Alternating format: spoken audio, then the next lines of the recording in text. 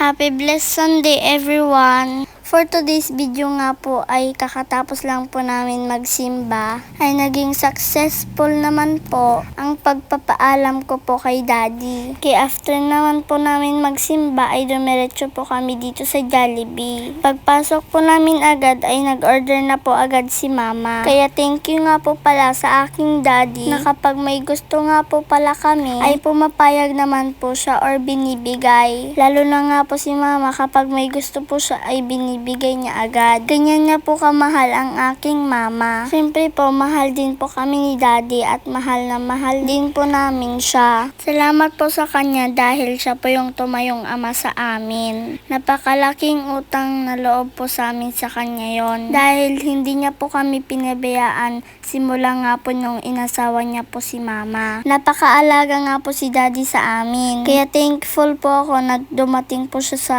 buhay namin. Kaya masasabi ko lang po sa aming Daddy na mag-iingat po siya at mahal na mahal po namin siya. By the way, naka-order na nga po si Mama. Sa mga oras na to, ay ibinibigay niya nga po dito sa counter yung kanyang number po. Kwento ko nga lang po sa inyo na matagal na nga po pala na hindi nagbukas ang Jollibee dahil inayos po nila ito. At ngayon na nagbukas na po ay pumunta na po kami. Fast forward na nga po tayo ay dumating na nga po ang aming order ay kumain na nga po kami sa mga oras na to dahil gutom na po kami. Ang kinakain nga po pala ni Mama dyan ay spaghetti, ice cream, fried chicken at kanin. Ay may kasama nga po palang fries and drinks. Sobrang happy ko nga po pala kapag kami ay nagja-Jollibee dahil ito po ang aking favorite. Hindi po porkit na favorite ko po ang Jollibee ay araw-araw po kaming kumakain dito. Minsan nga lang po kapag nagutom po kami dito sa bayan. At tignan nyo na nga po ako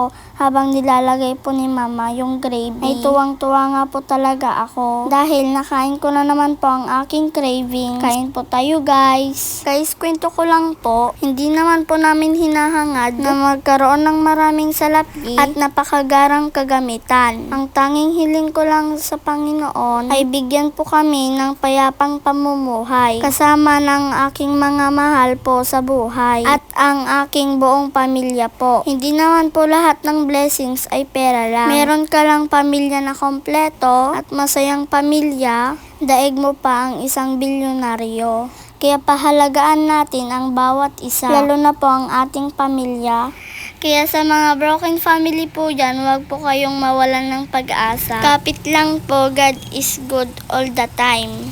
Basta may tiwala po kayo sa ating mahal na Panginoon. By the way, marami na nga po pala akong nasabi. Sana po ay may nagustuhan po kayo sa aking mga sinabi. Kaya pinagpatuloy ko na nga po pala ang aking pagkain. Dahil gutom na gutom nga po pala ako sa mga oras na to. Hindi po pala kami nag-almusal bago po pumunta kami sa simbahan. Dahil nag-second mass nga po pala kami ay hindi nakapagluto si Mama ng aming breakfast. Uy, sana all breakfast! At hanggang dito na nga lang po ang aming video. Salamat po sa walang sawang panonood. At maraming salamat po sa walang sawang sumusuporta sa aming mga vlog. Thank you for watching po. God bless everyone.